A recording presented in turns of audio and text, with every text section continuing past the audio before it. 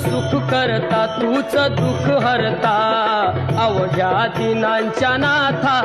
बाप्पा मोरया रे बाप्पा मोरया रे चरणी ठेवी तो माथा बाप्पा मोरया रे बाप्पा मोरया रे चरणी ठेवी तो माथा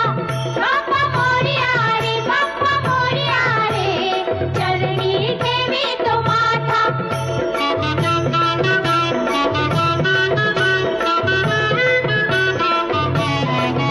पहा झाले पुरे एक वर्ष